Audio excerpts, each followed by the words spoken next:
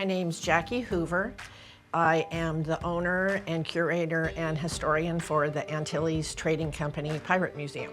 I've always been interested in pirates and Vikings and things like that. I started out in law enforcement, and then I had a contract with the Air Force to travel around the world teaching IT. So I was in Turkey, got very interested in the Crusades there, and just sailing and, owning horses. I think that kind of adventurous spirit leads into more research into other adventurous areas of life. My husband and I, we do bareboat charters. We take out, pretty significant catamarans on our own. And when I met him, he had already been doing that. So then I went to sailing school and got my certification to be able to, be on a ship's resume. And so we would take them out for weeks at a time, and I kind of got real understanding of a pirate's life of, no shoes for 2 weeks, hopping from island to island, meeting a lot of people who actually have no country. They sail around and take odd jobs here and there, and I just started finding it very fascinating, and running across like some antiques and things like that. I just started collecting, and then we actually decided to start up like an antique store / like gift store, and just kind of started heading down the pirate path with it. And then I started collecting more and more and putting, wording and labels with it and things like that. And then eventually I actually had people that had pieces come to me. A lot of auctioneers out of the East go into old whaling families' homes, and the kids don't want the items or something like that, so they'll call and say, hey, I have this piece, because everybody, I think, wants to be involved in preserving history, involved in getting their items in a museum.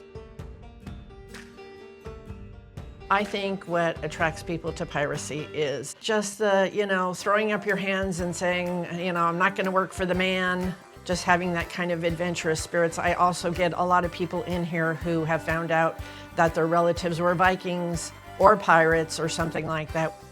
I've been highly disappointed in other pirate museums, and I guess that's why I headed down the path I was in. There's some museums, and I won't mention them, but I don't understand the not wanting to collect real artifacts. Let's say, for instance, cannon chain shot.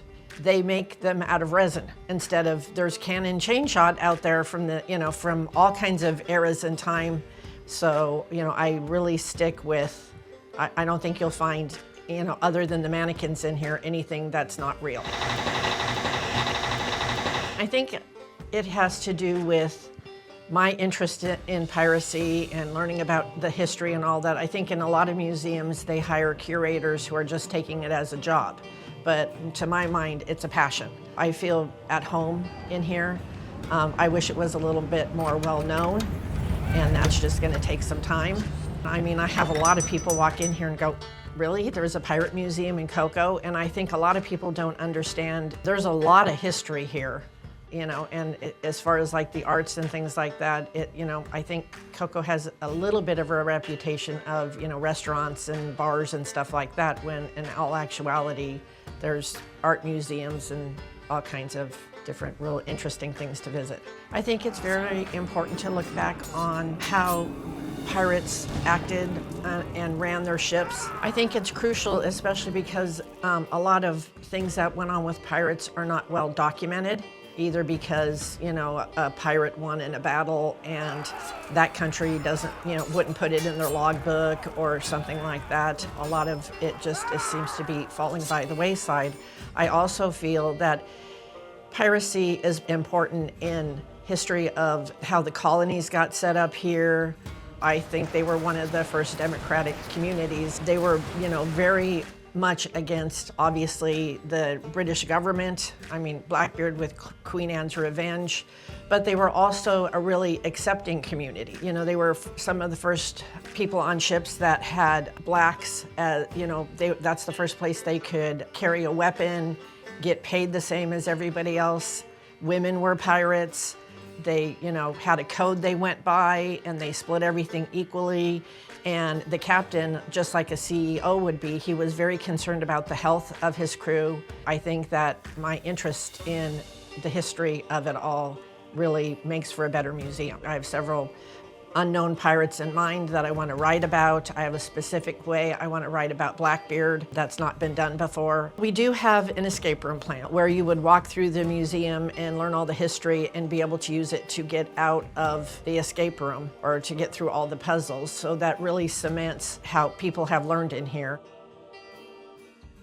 Eventually, I probably will retire, and at that point, maybe travel the museum. We are building a pirate ship on a trailer. I want it so that we can take the guts and move them around. It's actually a tall enough ship that you can walk into the belly of it and be able to take all of the commercial stuff out and put some artifacts in and then maybe travel around to schools.